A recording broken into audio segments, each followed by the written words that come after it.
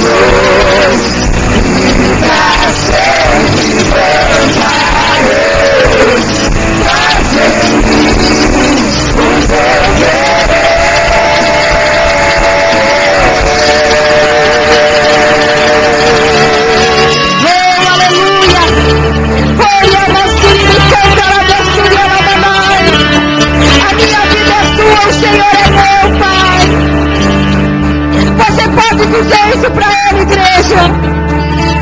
Eu sou teu, tu és meu. Eu me rendo aos teus pés. Oh, Yamasuri me cantará, Deusuri, ela me cantará, deixa ela mamãe.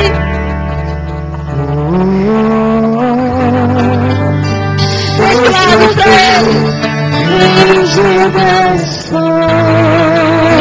Oh, Deus,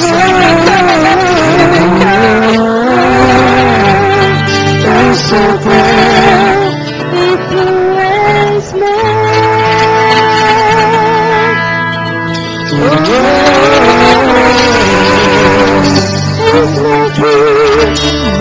It's like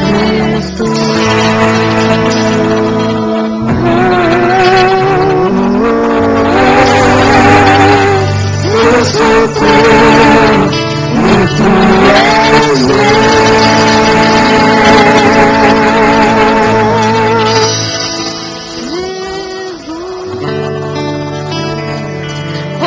Aleluia. Oh, santo é o teu nome, Senhor. Você pode glorificar o nome dele. Você pode exaltar o nome dele. Oh, aleluia. Glória. Oh, santo, santo é o teu nome, Pai. Oh, aleluia.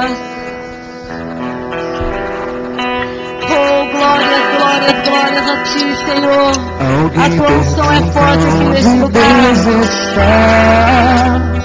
Nações abalde passará, mas o coração alguém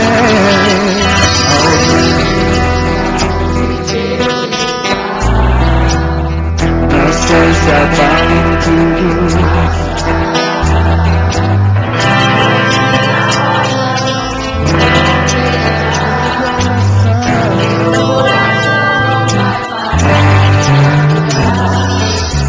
Eu vou dançar sobre toda a dor. Eu vou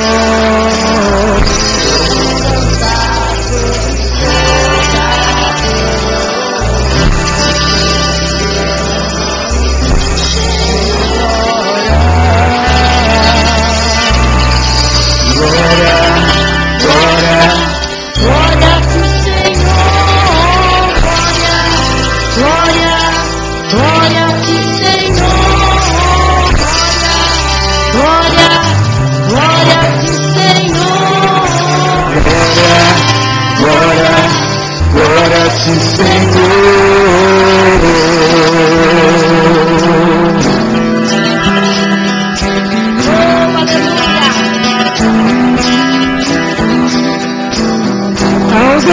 Então onde Deus está, nações se abalam, tudo passará, mas minha rocha não se moverá, e o coração não vai parar de adorar, e eu vou dançar sobre toda a dor, o Senhor veio, o Senhor tornou, eu vou dançar sobre toda a dor, bendito seja o nome do Senhor.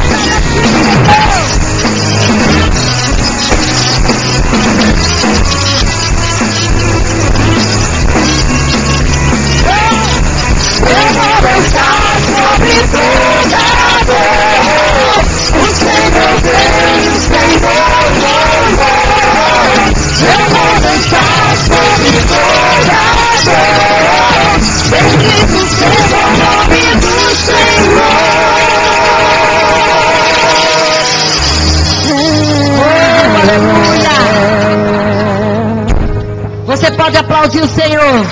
Aleluia. Talvez alguém pergunte: onde está teu Deus? Meu Deus está no céu, está na terra e também no meu coração. Oh, aleluia. Sonho de Cristo.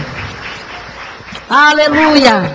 O Senhor tem sonhos para realizar nas nossas vidas. Oh, santo é o meu nome, Senhor.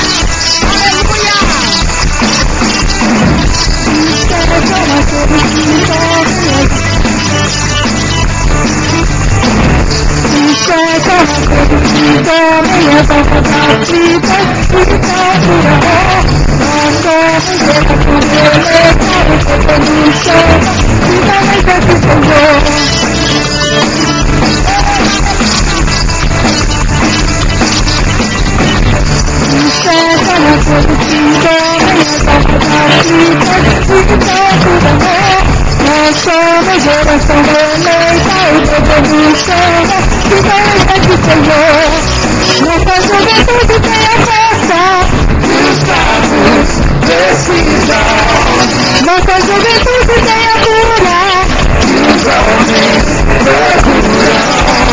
Nossa juventude tem a paz das guerras, não fusão. E tudo sabe viver em cada um de nós. Vamos para o Senhor, vamos pegar o seu amor, somos a geração que nesse tempo ele não bateu, vamos incendiar essa nação, vivendo o amor e o perdão, cantando bem alto que Jesus, Jesus é salvação. Aleluia! Jesus te convida a pregar o Evangelho. Em nome de Jesus. Nós somos geração eleita, o povo do Senhor, que vai aqui, Senhor. Nossa juventude tem a força e os fatos precisam. Nossa juventude tem a cura e os homens procuram. Nossa juventude tem a paz, e as guerras não fugem.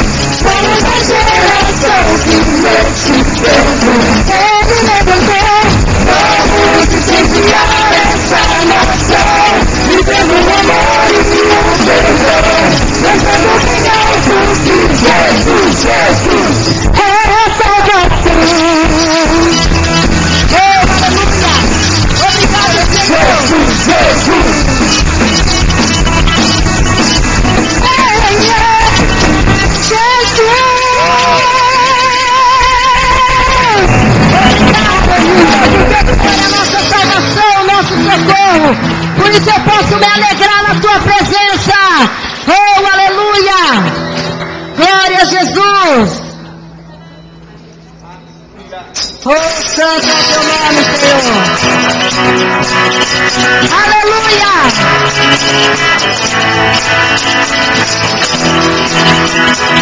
Você pode se alegrar na presença de Deus? Está todo mundo sério, pode se alegrar na presença de Deus. Aleluia!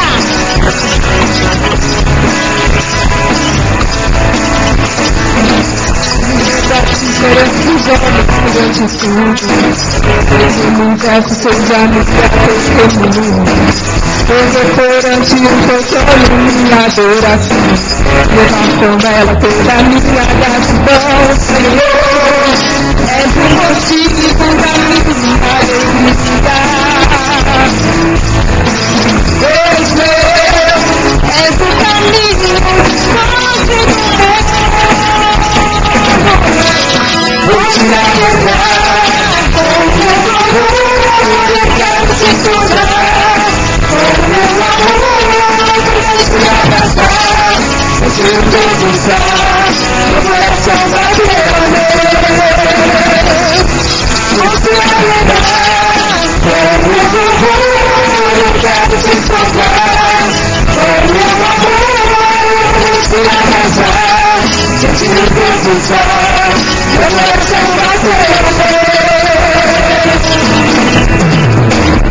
eu gosto de Deus, só não de tudo.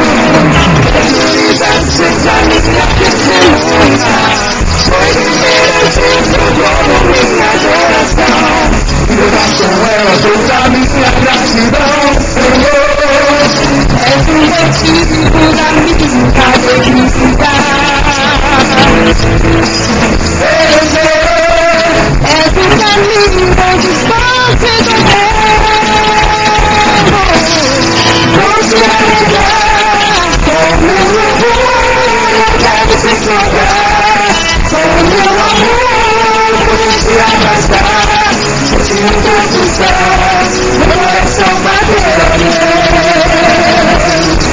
Vou te alegrar com meu amor, eu quero te encontrar com meu amor, vou te abraçar, vou te debruçar, meu coração bateu.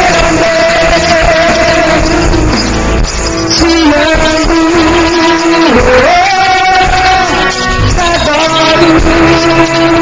adoro,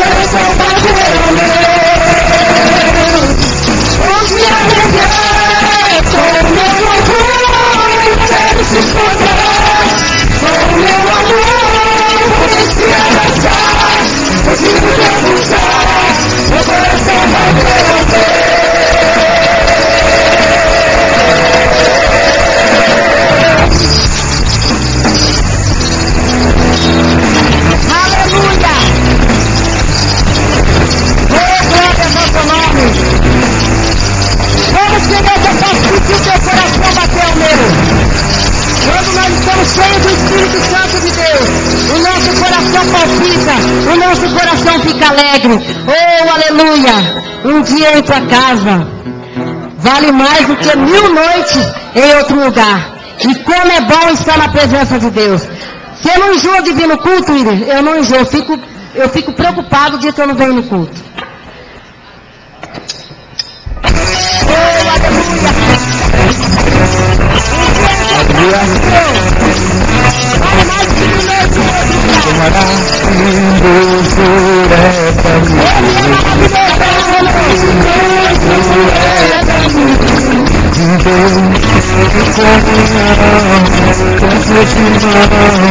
Todos os dias, tomará se Deus é pra mim.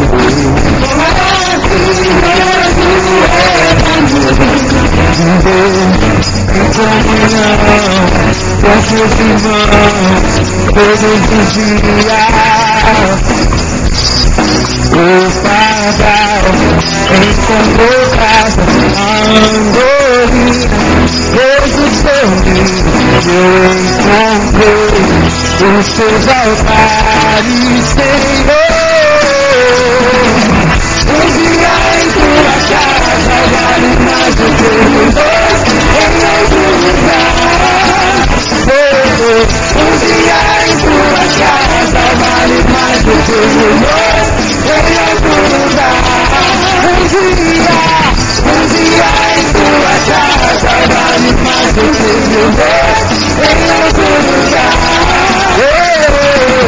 Um dia em tua casa vale mais do que 1000 noites em outro lugar. Eu não fui no mundo, mas sua casa é o meu lar.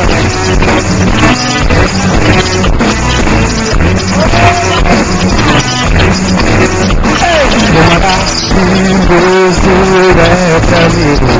Tomará se Deus é pra mim.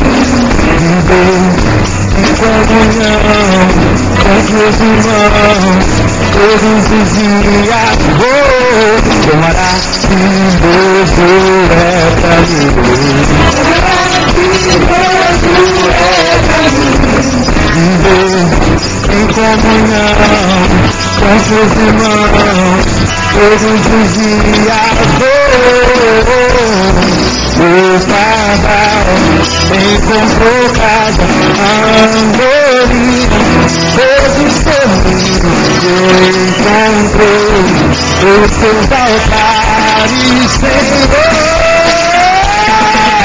Um dia em tua casa vale mais do que 1000 noites em outro lugar.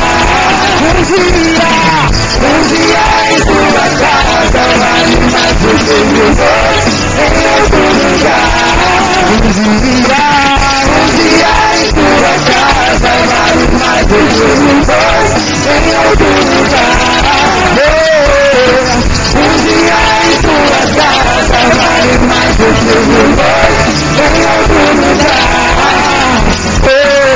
Eu não estou no mundo, mas sua casa é o meu lar.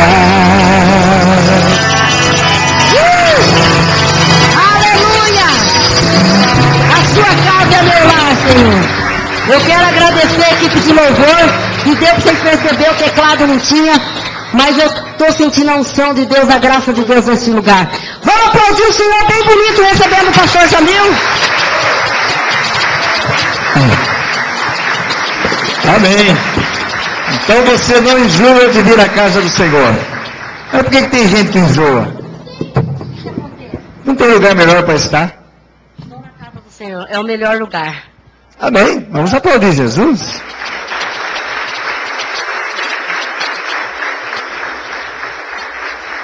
Boa noite a todos. Paz seja convosco. Pode sentar no seu lugar. Tira só um pouquinho o retorno. Está um pouco alto. Não dá para entender, né? Porque tem pessoas que elas enjoam de estar na casa do Senhor, né? Não existe lugar melhor para estar do que na casa do Senhor. Então, nunca se pode enjoar do culto. O culto é um momento de renovação, é um momento de comunhão, é o momento que o Espírito Santo fala conosco, é o momento que nós abrimos o nosso coração para o Senhor, é o momento que nós entregamos a Ele a nossa verdadeira adoração. Então, quem gosta de estar no culto? Amém? É muito bom estar no culto. Irmãos, obrigado, Adalberto. Irmãos, eu quero agora fazer assim uma oração e uma apresentação da pastora, minha esposa, que ela foi agora na convenção em Serra Negra. Nós tivemos uma convenção que é realizada todo ano, a convenção estadual, que é feita sempre em outubro. E uma convenção nacional, que ela é feita sempre em abril ou maio. A nacional, ela geralmente é feita em Santa Catarina. Chega a dar de 7 a 10 mil pessoas, entre pastores e auxiliares. A estadual, ela é feita sempre em Serra Negra, e chega a dar e atingir de 5 a 6 mil pessoas, mais ou menos, entre obreiros, aspirantes e tal. E dentro da convenção, tem além de muitas coisas que são tratadas, tem a pregação, tem louvor, tem também a parte administrativa, tem a parte de orientação dos nossos superiores, e dentro da convenção também tem a parte da apresentação de obreiros credenciados e apresentação de aspirante e a consagração de ministro. A Igreja Quadrangular tem o seu estatuto, e o estatuto reza que dentro da igreja, em termos eclesiásticos, nós temos 3 categorias de cargos, de função, né? Que é a categoria de obreiro credenciado, que é o primeiro degrau de iniciar a sua vocação ministerial dentro da igreja, documentado, né, com uma credencial vinda do Conselho Estadual. Essa categoria de obreiro credenciado, ela é a pessoa que é levada a obreiro credenciado.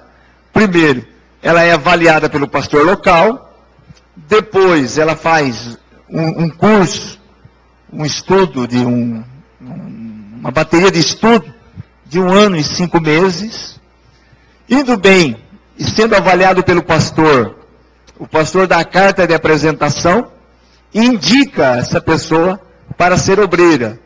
Aí ela é avaliada, faz a prova escrita e oral e é avaliada pelo superintendente, que por sua vez é levada para a convenção estadual. Na convenção estadual, ela é ali apresentada diante da convenção como obreira credenciada, ou seja, apta para exercer o ministério dentro da Igreja Quadrangular, podendo, de conformidade com a necessidade, fazer batismo, apresentar crianças, visitas de hospitais, cerimônias de casamento, culto fúnebres e coisas desse ramo. Esse obreiro, ele permanece por 4 anos como obreiro credenciado. Se ele for pastor titular, ou pastor auxiliar de tempo integral, ou pastor auxiliar de tempo parcial, recebendo a nomeação do Conselho Estadual, esse obreiro credenciado, ele pula um degrau a mais, que é o degrau que nós chamamos de aspirante ao ministério. O aspirante ao ministério, se ele tiver os 2 últimos anos, por exemplo, 4 anos de obreiro, os 2 últimos anos de titular, ou pastor auxiliar em tempo integral, ou pastor auxiliar em tempo parcial. Aí ele recebe as suas nomeações, e aí ele passa por uma outra análise, e sendo feita a análise e aprovada, aí ele vai para a convenção, e ele é então apresentado como aspirante. Após isso, mais 2 anos que ele exerce a sua função, ele passa por uma outra avaliação, aí ele pode chegar ao grau de ministro, que é o grau máximo dentro da hierarquia, dentro da função eclesiástica da Igreja Quadrangular, ministro.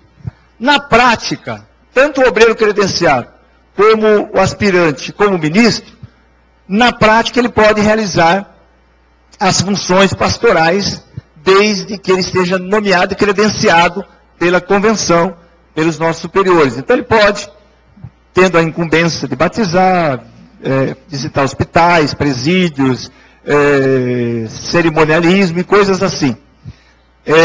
Respaldado judicialmente pela avaliação do Conselho Nacional. Ele é documentado para exercer essas funções.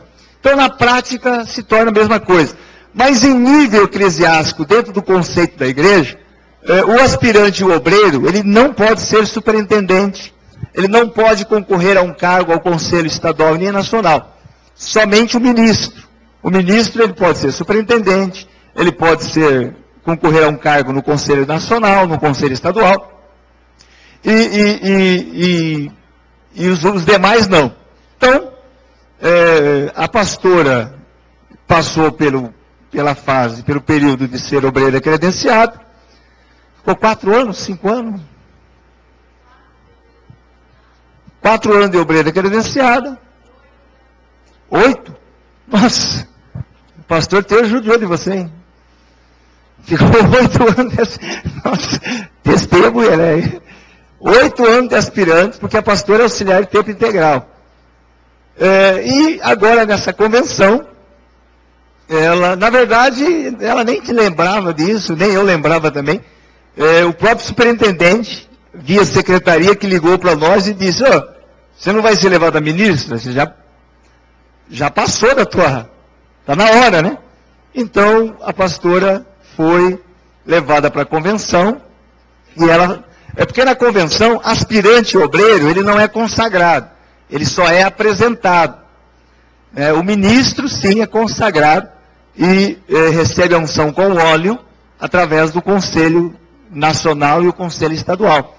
Então, nessa convenção, a pastora, ela foi consagrada, ministra do Evangelho, legalmente, dentro dos conformes da regulamentação da igreja, e eu gostaria de fazer uma oração, apresentar ela diante do altar.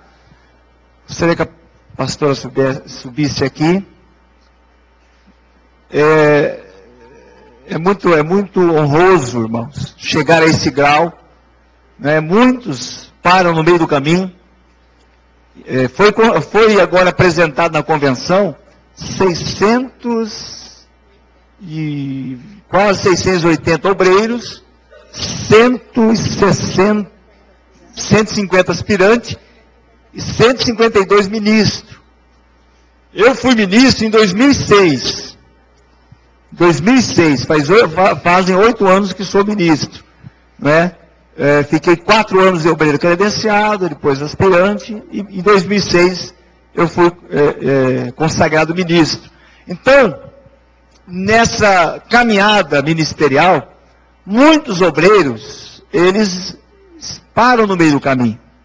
Nós já tivemos aqui obreiros credenciados que foram levados para a convenção, foram apresentados na convenção e hoje já não fazem mais parte do rol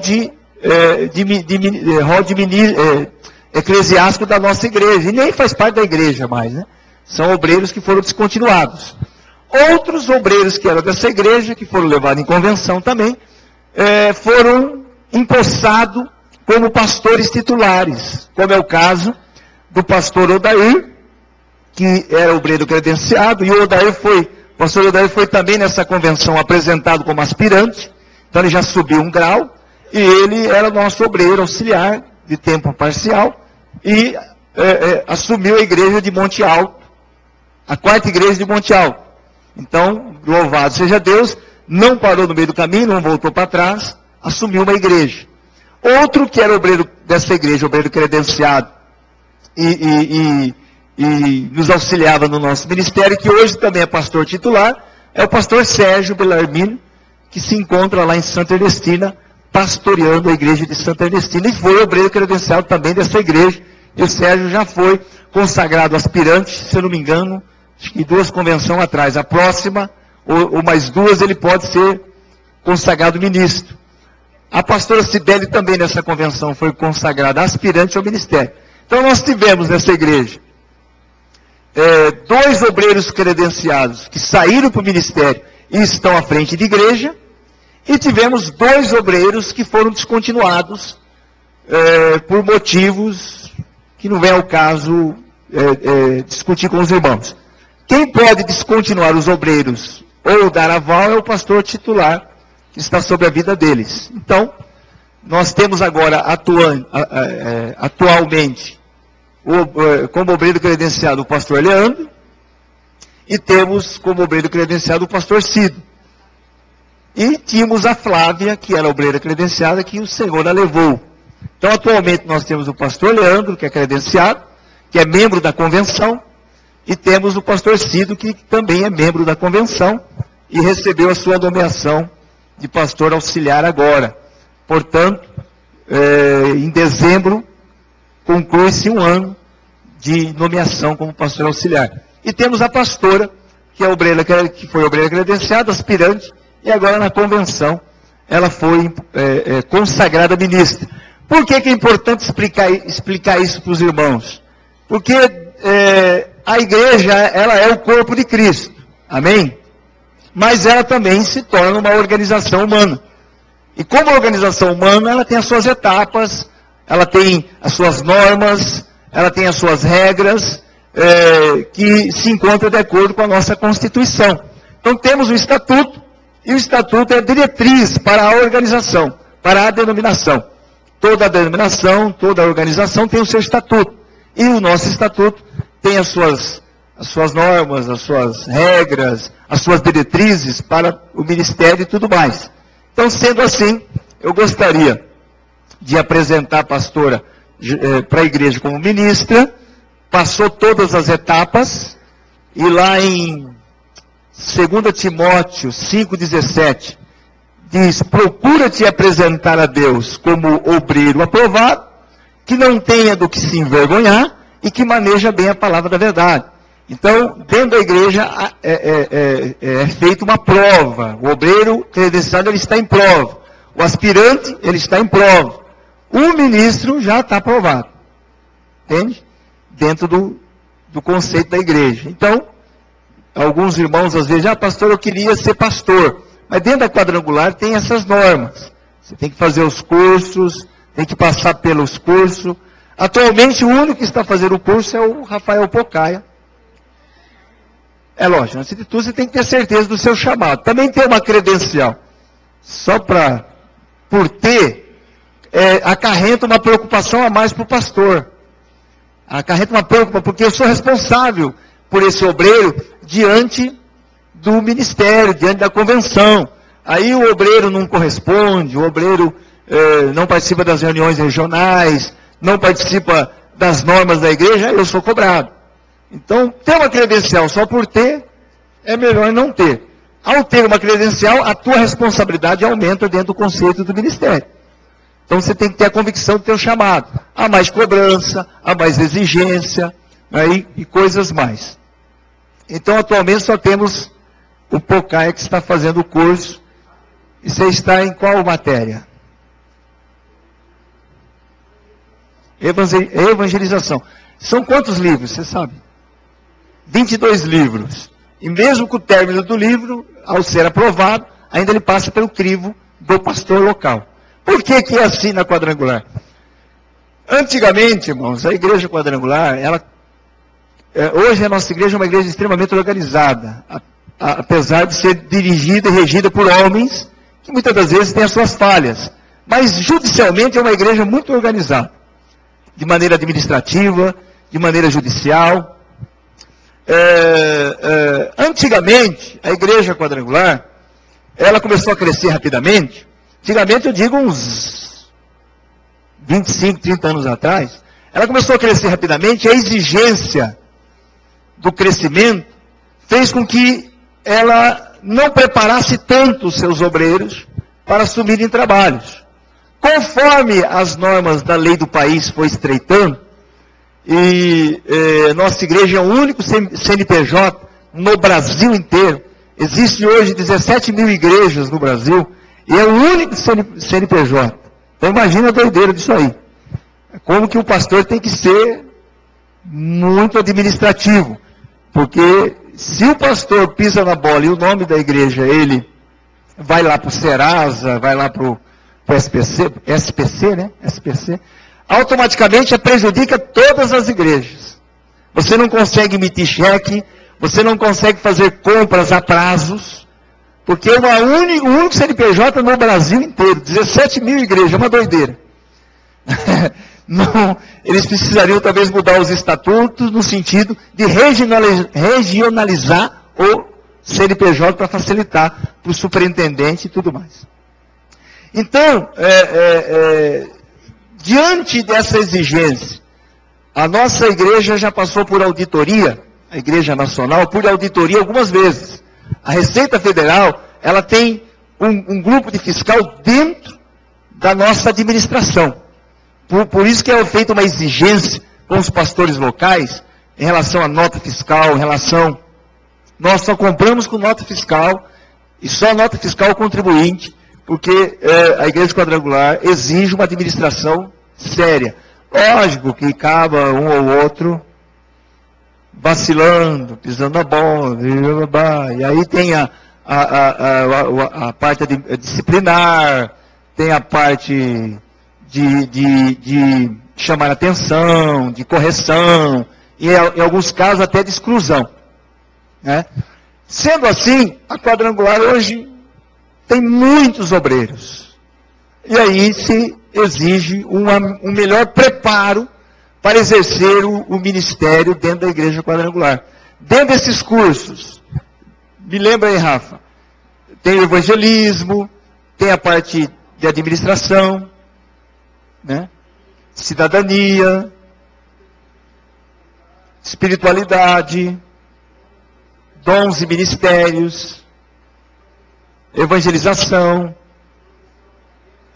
introdução acadêmica.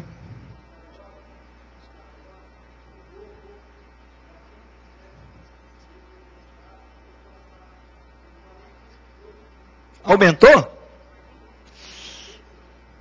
Nossa! Aquela primeira prova que vocês fizeram, aquela é prova de faculdade.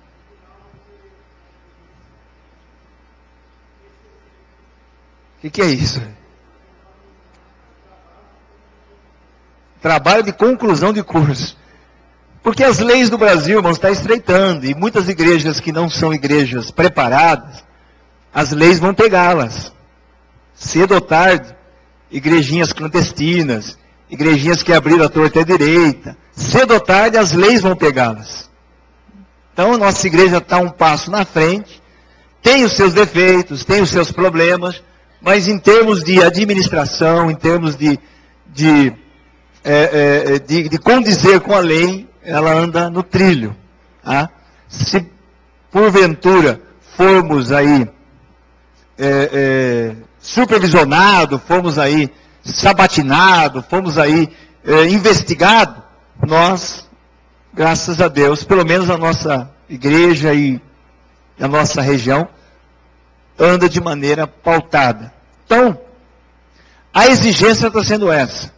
Tá? Você pode exercer o ministério de evangelista, você pode exercer o ministério local, pode exercer o ministério até de pregador com aval do pastor local, como itinerante, recebendo uma carta, uma aprovação, mas em termos de ministério nacional, você precisa da credencial e do aval da convenção.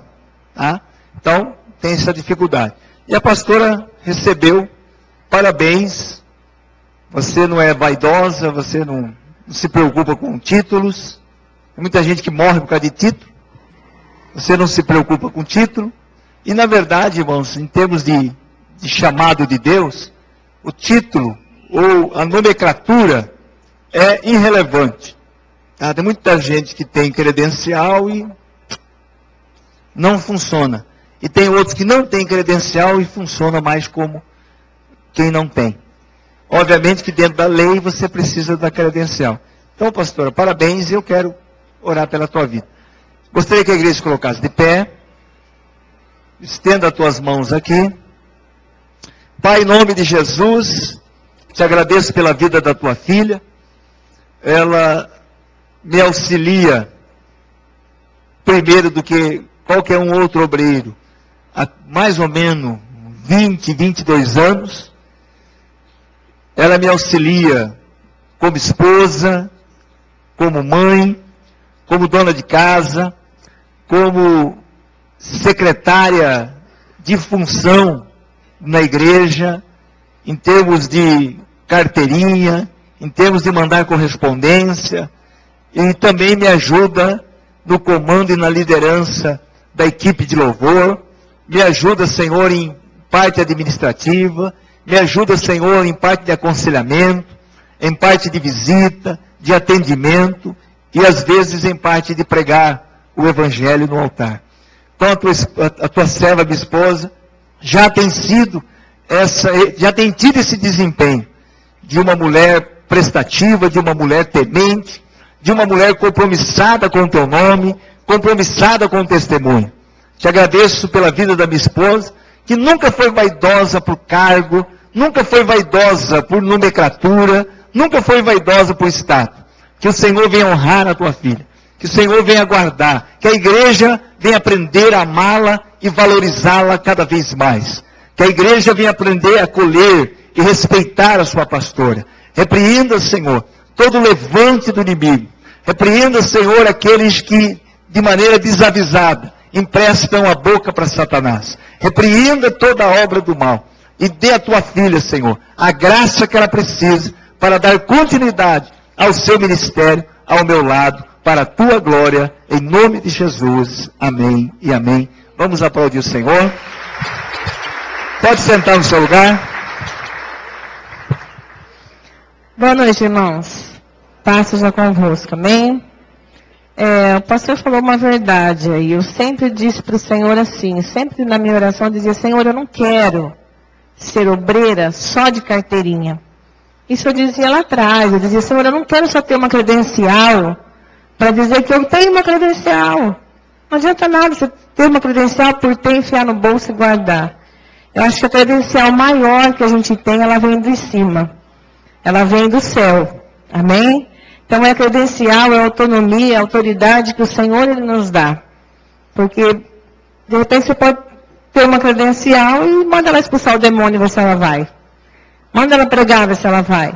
Então, se a gente não tiver lá do céu a credencial do Senhor na nossa vida, o papel é apenas leis humanas. E desde que eu casei com o pastor em 95, que ele já era pastor auxiliar, eu nunca tive a preocupação de fazer curso, de ser levada à obreira e etc e tal. E eu só fui pensar nisso em 2002 ainda, porque na época o pastor Daniel também pegou no meu pé. Ele dizia para mim, você tem que ser levado à obreira, você tem que ser levado à obreira. Mas eu não tinha essa ambição de ter uma credencial apenas. Eu queria que Deus me usasse. Era isso que eu queria. E aí ele falava assim, se o teu marido morrer, você fica sem igreja, você não pode ficar, né? Porque a pastora só pode assumir a igreja se a gente for nomeado pelo conselho como pastor auxiliar.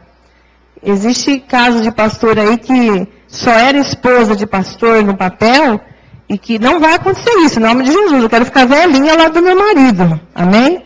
Mas existe caso aí de pastora que deu uma vida toda juntamente com o marido na igreja. Nós conhecemos esse caso, né?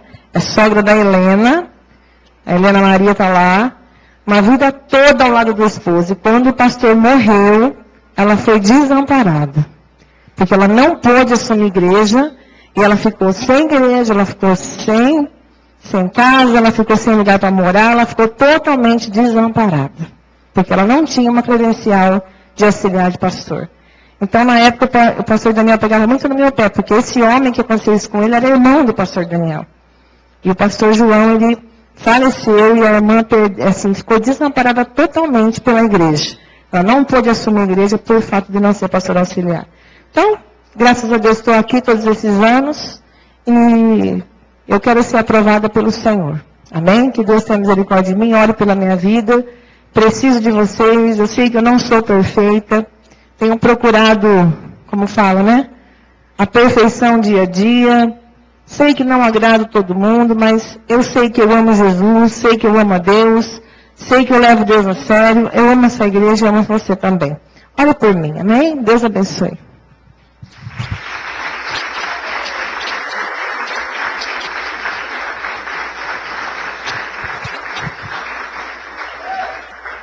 Tem essa problemática aí, né? Se o pastor titular, sendo esposo, ele vier a óbito, obviamente que a pastora ela pode assumir a igreja, mas eu quero ficar aí, não quero... eu quero continuar, ficar vivo aí, se Jesus não voltar, né, até lá. Se Jesus voltar amanhã, maravilha. Eu tenho certeza da minha salvação, não tenho medo de ir para o inferno, tenho minha consciência tranquila, e o mais importante para mim é saber que eu tenho essa certeza, né? E então, tudo bem, mas pretendo continuar exercendo o ministério e pretendo aí levar bem adiante, né, as funções de Deus na nossa vida. Mas está aí o recado. Amados, eu quero trazer uma mensagem de guerra, de batalha, uma mensagem de livramento, de socorro. Não é? Nós enfrentamos todo tipo de situação. Você enfrenta todo tipo de situação. Você enfrenta as suas guerras, você enfrenta as suas lutas, você enfrenta os seus problemas, muitas das vezes problemas que não chegam até nós. Muitas das vezes situações que você enfrenta sozinho. E é importante, sim, é importante você como cristão aprender, não é o que eu vou ensinar hoje, mas quero fazer essa colocação. É importante você como cristão aprender a batalhar as suas batalhas, a guerrear as suas guerras. É importante não ficar muito na dependência da fé dos outros, da vida, da experiência espiritual dos outros, da determinação de outros, porque vai haver momento na sua vida que você vai se encontrar sozinho no deserto. Aí, se correr o bicho pega, se ficar o bicho come. Ou você orva o mar vermelho se abrir, ou o exército de Faraó te engole. Então, muitos problemas às vezes não chegam até a gente. E muitos que chegam, nós não temos uma solução, assim, uma solução mecânica. Nós apresentamos, oramos, nós damos testemunhos, nós apresentamos a palavra. Por isso a importância de você, meu amado, ter a sua convicção em Deus, ter a sua firmeza em Deus. O mundo faz isso, ó. Dá volta. Hoje você pode estar numa boa. Hoje você pode estar desfrutando de maravilhas. Daqui a um tempo você pode estar vivendo uma guerra terrível. É assim, a vida é dessa forma. Ela oscila. Ela sobe, daqui a pouco desce. E se você tiver pautado a tua fé nos homens, no sistema, né, nos governantes, nos líderes, se a tua fé estiver pautada em coisas supérfluas, você é um sério candidato a ser mais um que vai cair da fé e vai abandonar o Senhor. Mas se a tua fé estiver pautada no Deus da Bíblia, no Deus que vivifica os mortos, que traz à existência aquilo que não existe, e você for mesmo apaixonado pelo Senhor, obviamente que você vai perdurar até o último dia da tua vida, ou até a volta de Jesus, e a Bíblia diz que é na perseverança que você salva a sua alma, tá? Então quero trazer uma mensagem de guerra, mas antes disso eu gostaria de fazer uma oração. Nós vamos lutar para acabar o culto 9 horas, e vamos conseguir. E eu gostaria que você se colocasse de pé, para fazermos uma oração. Gostaria que você fechasse os teus... primeiro deixa a tua Bíblia aberta. Em 2 Crônicas, capítulo 32, verso 7. 2 Crônicas, muitos de vocês conhecem essa passagem, decore salteado. 2 Crônicas, capítulo 32, verso 7. Quero dizer para os irmãos que hoje o pastor Odair esteve na minha casa, estivemos ali orando, né? E peço a oração dos irmãos pela vida do pastor Odair, sua família, seu ministério, para que Deus abra as portas e abençoe a vida dele. Também peço a oração dos irmãos pela vida do pastor Sérgio. São 2 filhos que saíram dessa igreja. Que os irmãos estejam orando por eles. Antes de eu ler, eu quero orar. 2 Crônicas, capítulo 32, verso de número 7. Feche seus olhos. Pai, em nome de Jesus, te louvo pela sua misericórdia, te louvo pela sua graça, te louvo por mais uma noite estarmos reunidos na sua presença. Pai querido, muitos são os que vêm e muitos são os que vão. Muitos são aqueles que permanecem e muitos são aqueles que abandonam a fé. Mas a nossa missão, Pai, é continuar crendo no Deus que opera maravilhas. É continuar pregando a palavra da fé, a palavra da esperança, a palavra, Senhor, que desperta a nossa coragem, desperta a nossa fé. Porque o Senhor é um Deus que age. E o Senhor age no momento que o Senhor quiser agir. Então, Pai, eu te apresento agora a vida de cada irmão. Te apresento agora a pregação que nós vamos ministrar agora. Te apresento agora, Senhor, o coração de cada um. Que o Senhor venha repreender todo impedimento, toda barreira, toda obra diabólica, toda ação maligna, eu mando embora. E te dou a glória, porque só o Senhor é digno dela. Podemos assentar. Diz assim, 2 Crônicas, capítulo de número 32, verso de número 7. Uma palavra dada pelo rei Ezequias. Sede fortes e corajosos, não temais, nem vos assusteis, por causa do rei da Síria, nem por causa de toda a multidão que está com ele, porque há conosco maior do que o que está com ele. Com ele está o braço de carne, mas conosco o Senhor nosso Deus, para nos ajudar e para guerrear as nossas guerras. O povo cobrou ânimo com as palavras de Ezequias, rei de Judá. Diga assim comigo, o povo, diga mais forte, com fé, com garra, com voz de trovão, o povo cobrou ânimo com as palavras de Ezequias, rei de Judá. Pois bem, meus irmãos, Ezequias foi um rei temente a Deus, compromissado com Deus, reto, fiel ao Senhor.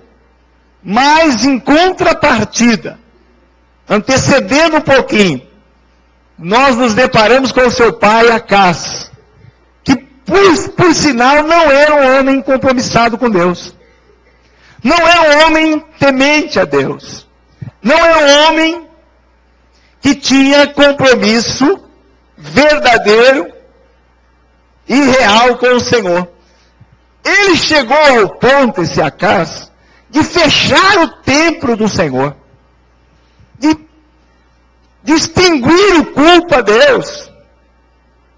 edificando altares, edificando imagens e esbarrando o compromisso com Deus Jeová.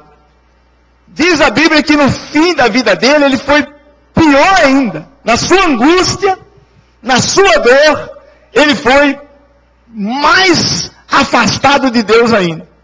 Com a sua morte, o seu filho Ezequias passou a reinar no seu lugar.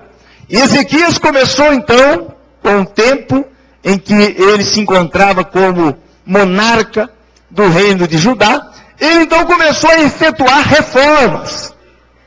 Ele começou então a encabeçar reformas espirituais.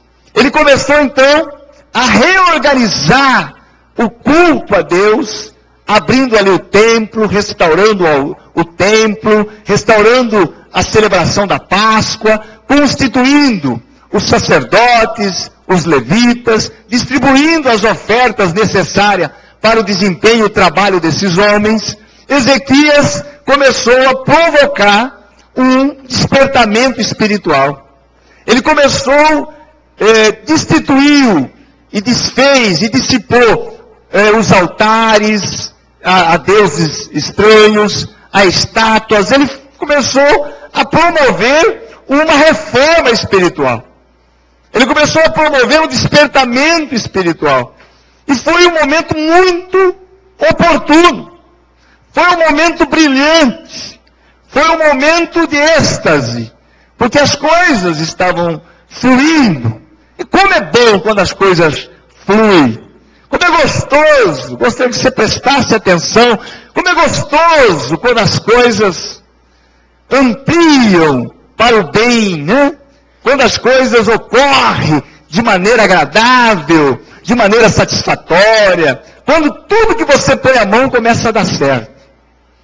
Tudo que você se empenha a fazer começa a produzir, começa a dar resultado, principalmente no âmbito ministerial. Para nós, pastores, eu já estou no ministério pregando há muito tempo, nós passamos por fases, a igreja ela passa por certas fases, que nós captamos e percebemos essas fases que a igreja está passando. E há fases maravilhosas que a igreja passa. Há fases excepcionais. Há fases que, se você dá um grito, glória, a igreja já se derrama. Se você começa a cantar uma canção, a igreja já começa a chorar, já começa a falar em línguas, já começa a se deliciar na presença de Deus. Há fase em que a igreja se santifica. Há fases em que a igreja se separa mais. Há fases em que o povo de Deus, ele tem mais temor, e vive mais compenetrado, mais vigilante, mais cauteloso. Fala comigo, amém. E essas fases são maravilhosas. As mensagens fluem de uma maneira extraordinária. Não tem necessidade do pastor ficar dizendo, irmão, acorda aí. Irmão, presta atenção, porque naturalmente a coisa pega. Isso é gostoso, eu já vivi essa fase muitas vezes. De chegar no altar e nem pregar. Deus tomar conta de tudo e a coisa andar. Mas a igreja, como ela é constituída de seres humanos, né? E muitas das vezes esses seres humanos vão se descuidando, eles vão relaxando, e daí chega um momento que a igreja começa a viver uma fase de decadência, espiritualmente falando. Começa a viver uma fase de turbulência, começa a explodir pecado. Uma fase dura quando começa a explodir pecado, irmão. É terrível. Eu já enfrentei várias dessas fases. Pecado na liderança, pecado na vida de pessoas que aparentemente eram irrepreensíveis, né? E começa a estourar pecado. E começa a surgir pecado. E começa a surgir desânimo. Começa a surgir desistência. Começa a surgir derrotas. E aí você tem que ter a firmeza, e tem que ter a percepção de Deus, e tem que ter a convicção do chamado. E continuar marchando, porque essa fase passa e volta a outra fase. E eu creio que vai voltar e está voltando. E creio que Deus está fazendo um tratamento. E glória a Deus porque Ele está no controle. E Ezequias estava vivendo esse momento maravilhoso. Restaurou o templo. O povo voltou-se para Deus. A Páscoa que estava no esquecimento passou a ser celebrada. Novamente. Os altares idólatras foram dissipados. Foram derribados. Foram destituídos. Os sacerdotes restabelecidos nas suas funções. Um momento glorioso de despertamento espiritual, de glória a Deus, aleluia.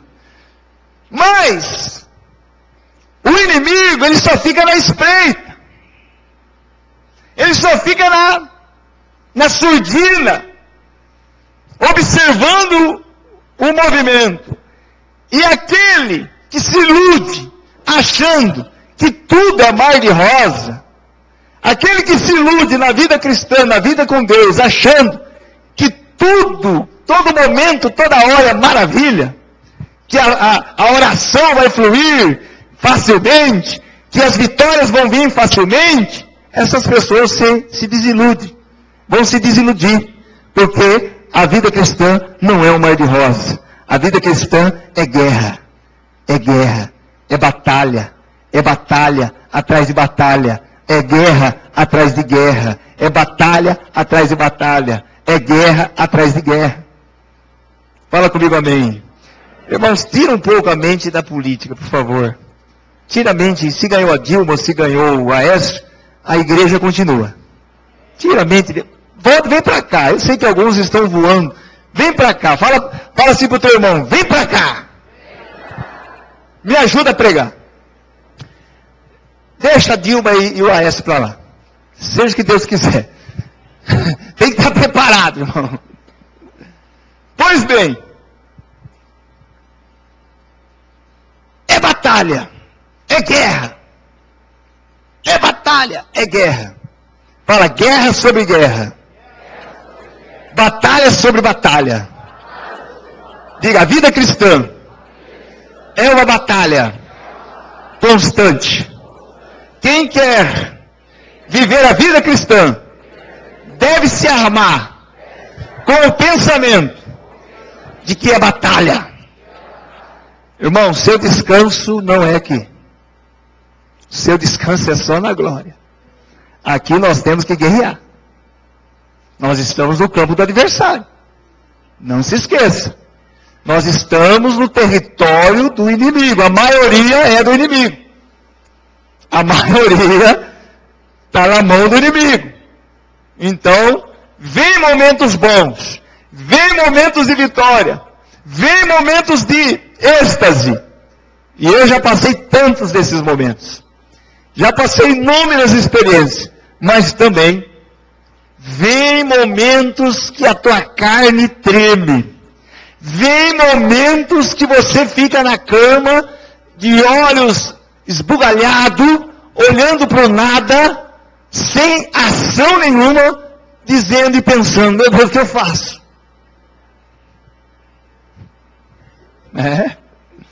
Vem momentos que eu tenho uma devocional com Deus, sagrado, todas as manhãs, além de outros momentos de oração, mas esse é sagrado. Minha devocional é sagrada, não gosto de atender telefone, não gosto de parar de orar, não gosto de aconselhar nesse momento, não gosto de ser incomodado, é sagrado. Mas tem momentos, eu confesso para você, que nas minhas devocionais, eu entro, fico ali no meu quarto, tranco a porta, dobro meu joelho e fico sem palavras. Fico ali 5 minutos, 10 minutos, fico ali 15 minutos de joelhos e petrificado. Pasmado, assustado, perplexo. E aí eu começo a orar na fé. Aí mais 5 minutos, ora na fé e não surte nada. Mais 5 minutos, vira uma coisa repetitiva religiosa. E aí você vai orando mais 30 minutos, e daqui a pouco você começa a sentir, aleluia, o alívio.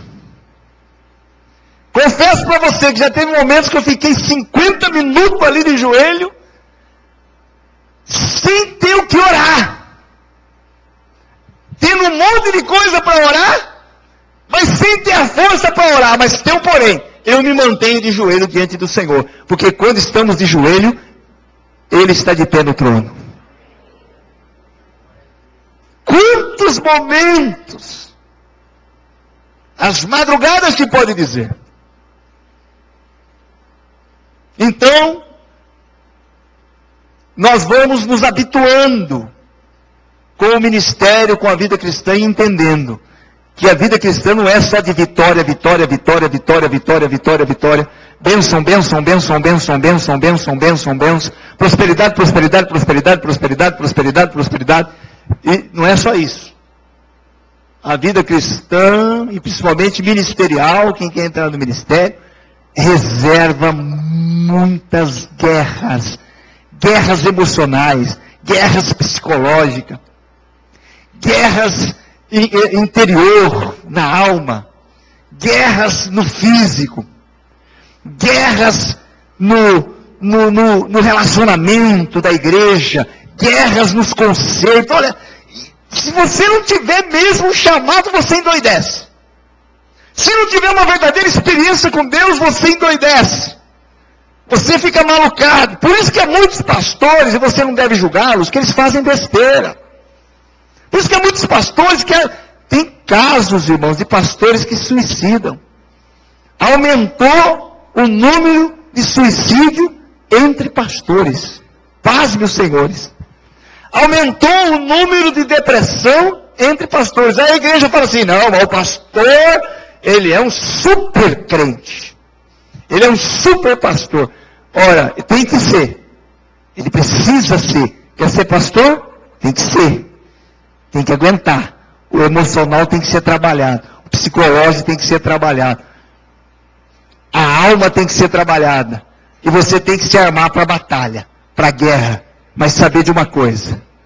O Senhor nunca desampara aqueles que são teus. Aqueles que são justos e são fiéis. O Senhor é sempre presente. Não é? Então, amados, confesso. Aí você fica dizendo, Deus, eu dependo de Ti, Deus me ajuda, Deus, eu dependo de Ti, Deus me ajuda. E chega um momento que vem a resposta. Chega um momento que novamente vem o refrigério.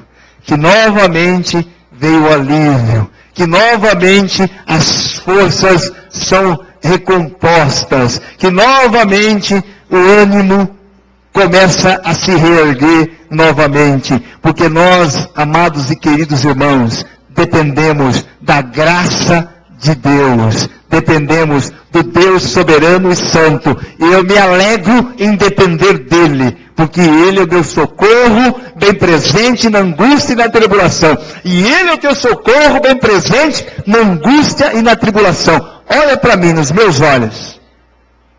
Se você tem luta, tem gente que tem luta pior do que a tua. Se você tem provas, tem gente que tem prova maior do que as tuas. Se você está vivendo um momento difícil, pode olhar. Há muitos crentes vivendo momentos mais difíceis do que o seu. Então, meu querido, minha querida, se recompõe e não arreda o teu pé. Toda tempestade ela passa. Saiba esperar. E saiba manter a sua confiança em Deus e a sua esperança de que Deus responde no momento oportuno, no momento certo.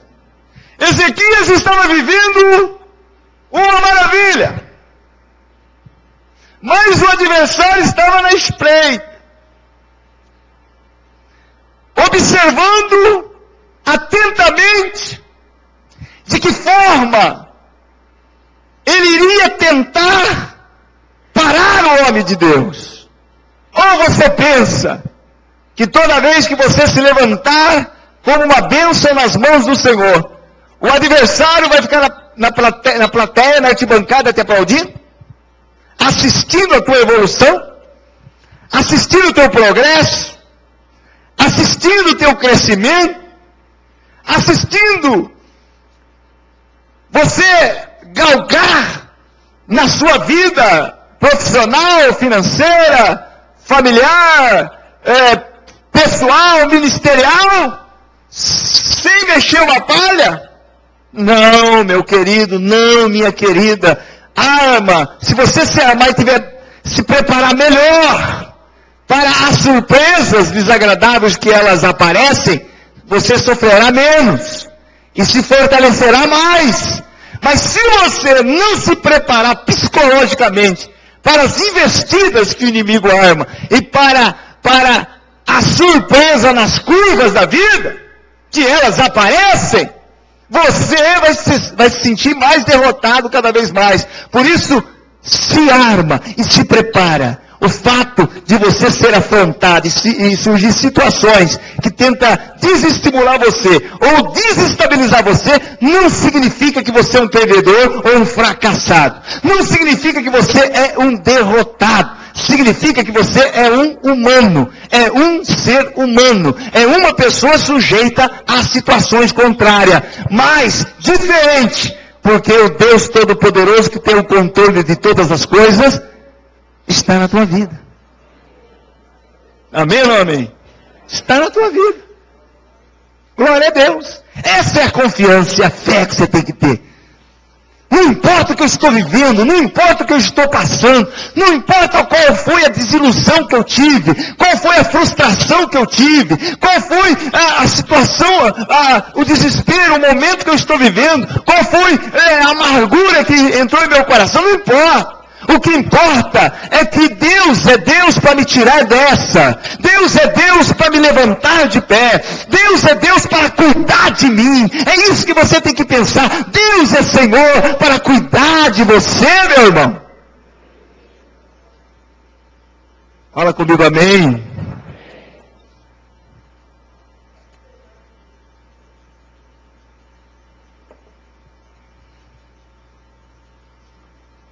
E aí, o adversário, chamado rei Senaqueribe, rei da Síria,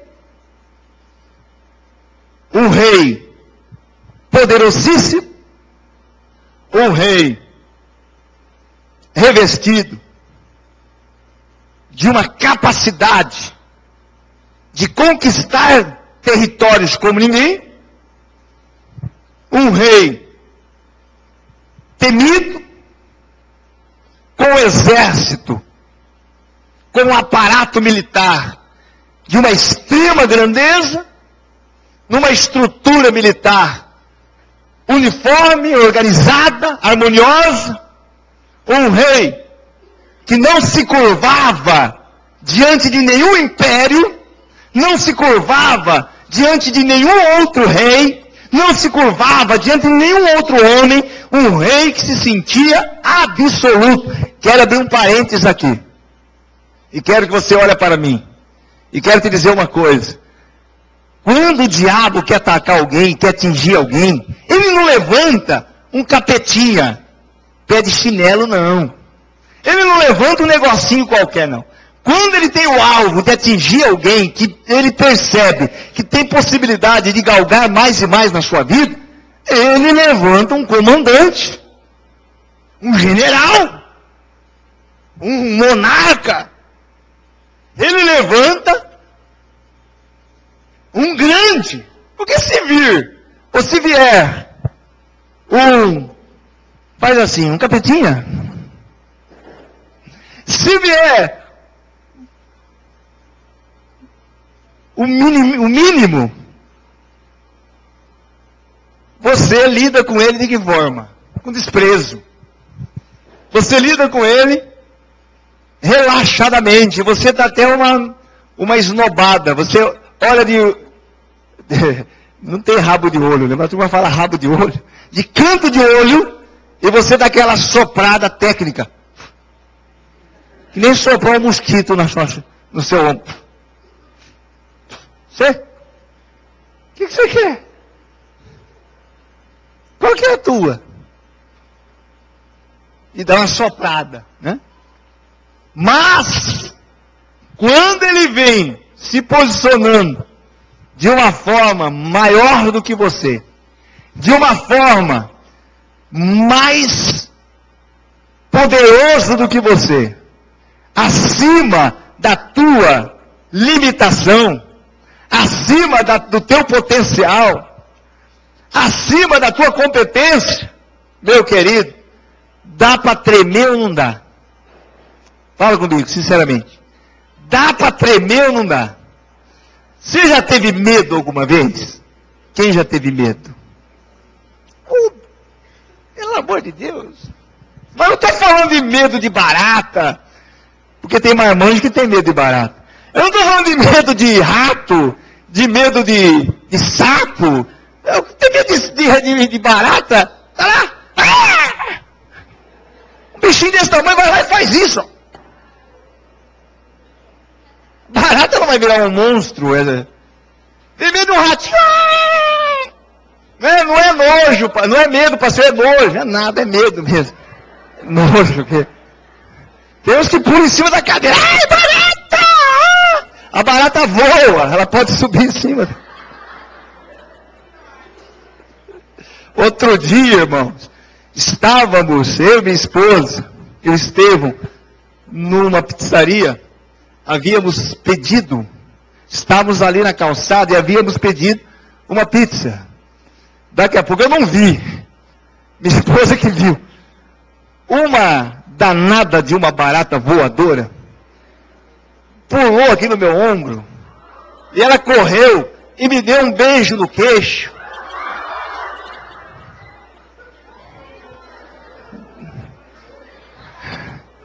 Eu distraidamente, Marcelo, ela pulou e foi andando. Se eu estou com a boca aberta.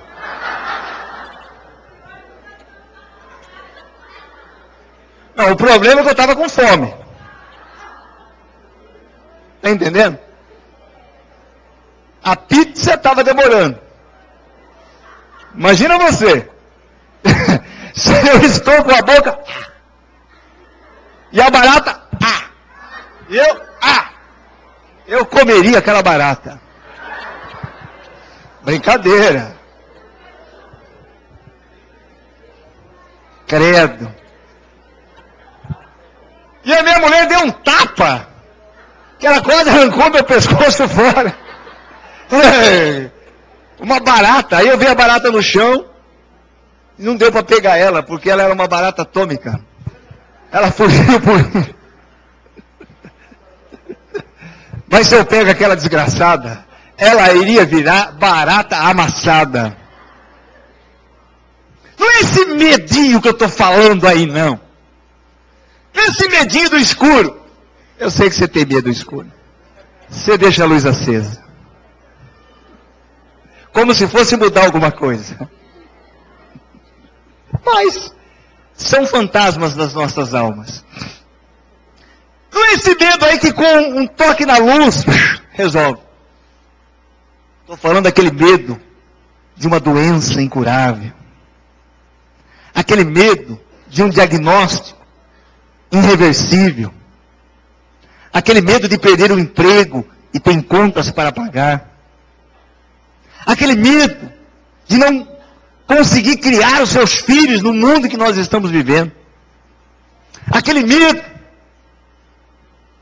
de ser perseguido pelo sistema. Aquele medo de ser assassinado, de estar andando na rua e ser pego por alguém e ser violentado. Aquele medo que petrifica. Todos nós estamos sujeitos a isso. Você está sujeito a isso. Eu estou sujeito a isso. O medo de perder o filho para o mundo. E olha que me bate esse medo. De perder a filha para o mundo. Que Deus guarde os pais que têm filhos adolescentes, que eles estão dando tanto trabalho, né? Que Deus guarde. Eu tenho um filho adolescente, até aqui o Estevão tem condizido, tem sido condizente, que Deus o guarde. Mas eu tenho visto pais, Marcelo, sofrerem, principalmente com filhas. Eu não sei porque nós temos muitas meninas abençoadas aqui, continua sendo abençoada, mas tenho visto pais sofrerem muito com filhas. Elas querem sair. Eu estive semana passada no banco, esse relógio está certo, né? No Banco do Brasil, eu estive no banco, fui pagar uma conta, e eu sentei esperando, e um irmão de uma outra igreja sentou perto de mim.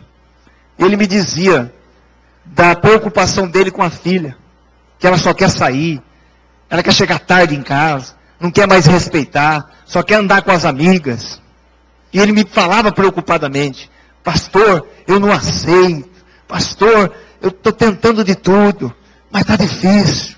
Eu me conduí com aquela situação, me compadeci com aquela situação, mas tenho visto muitos pais desesperados, muitos pais assustados, muitos pais desesperançados. Tenho visto, irmãos. E você, adolescente, não seja um aborrecente, não seja um estraga-prazer, não traga sofrimento para os teus pais. Já é difícil a vida, você tem que lutar para sobreviver. Ajude, por favor. Honre teu pai e tua mãe, para que os teus dias se prolonguem na face da terra.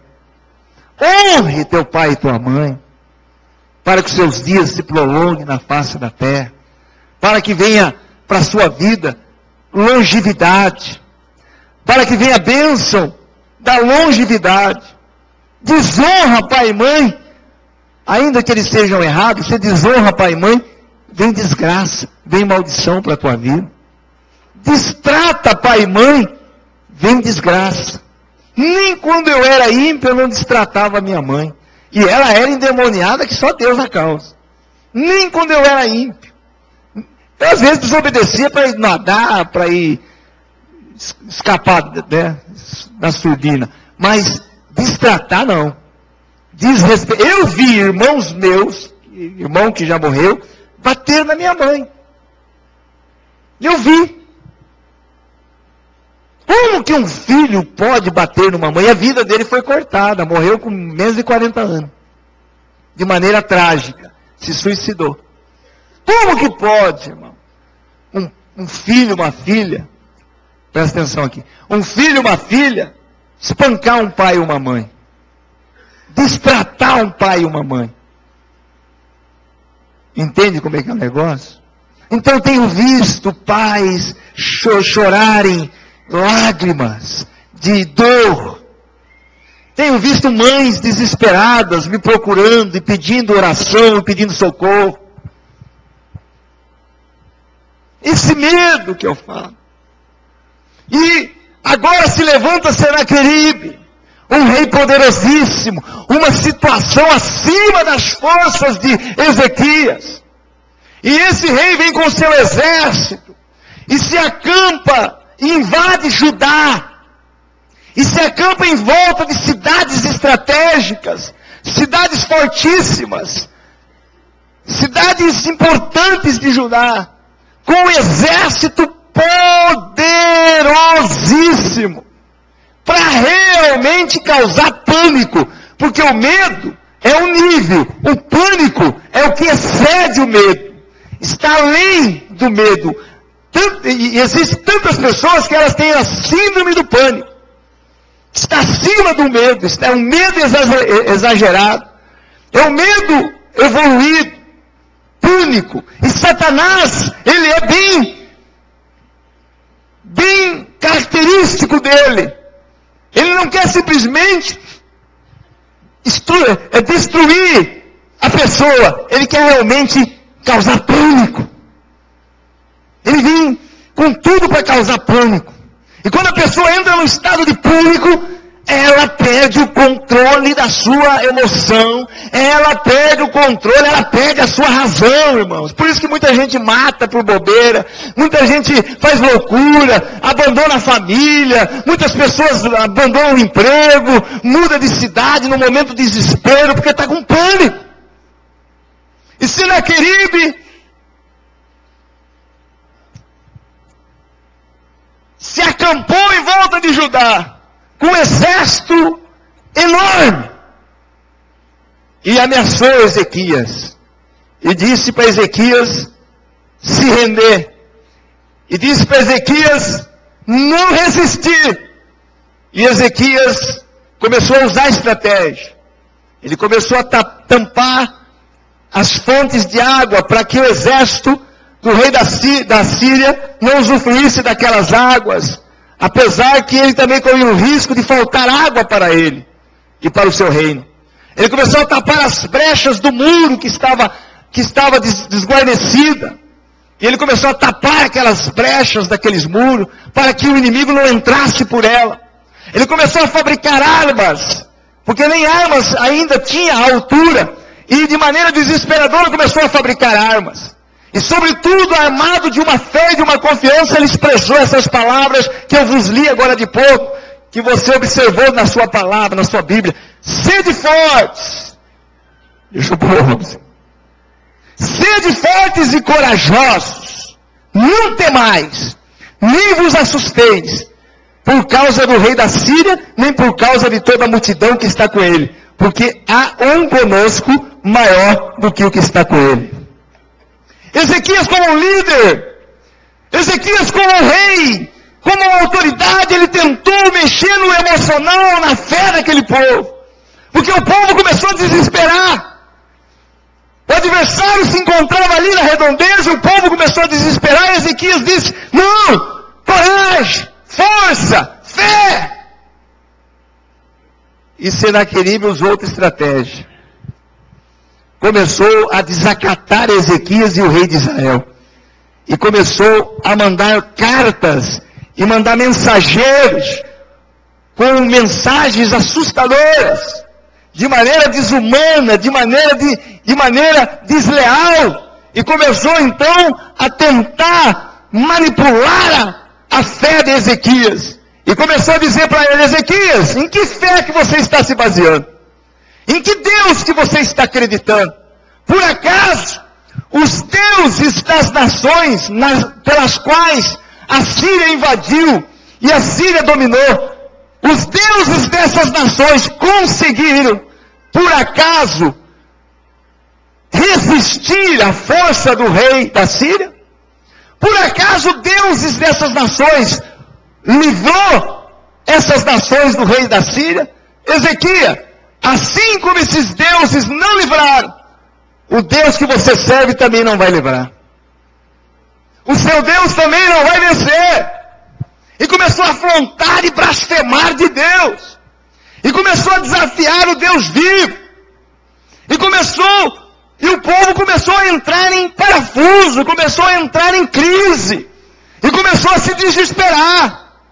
Mas Ezequias tinha um homem lá chamado Isaías, o profeta. E Ezequias vai a Isaías e mostra o relatório.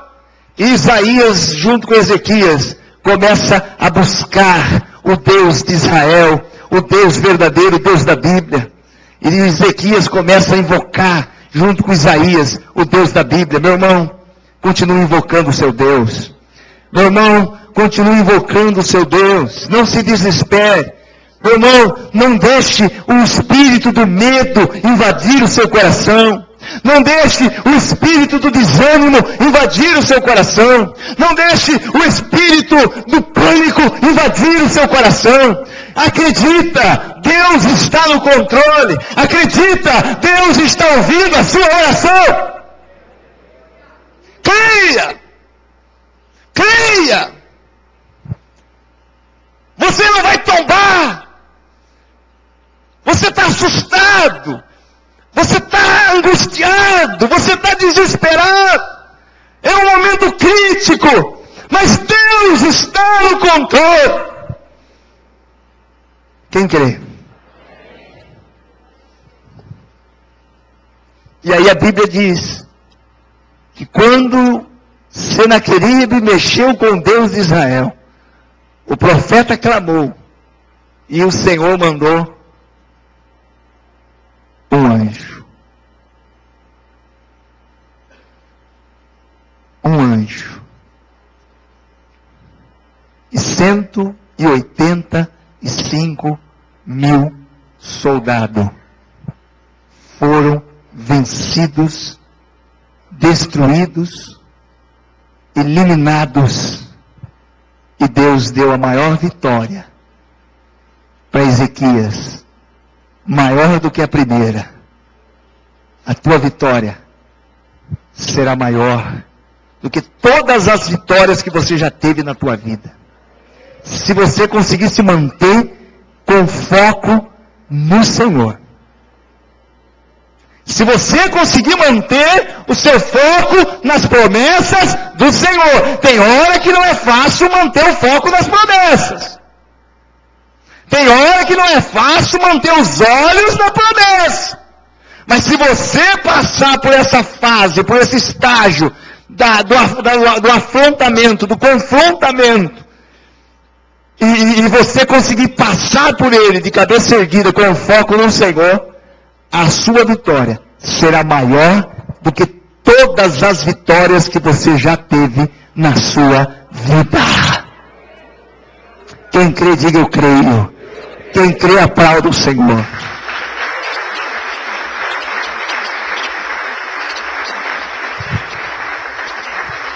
Para terminar, Senaqueribe saiu fugindo, envergonhado, foi para a casa do seu Deus e foi adorar os seus deuses, e os seus próprios filhos o assassinaram. Vitória será maior do que a primeira. Vamos nos colocar de pé. Por favor, todo mundo, até os desanimados.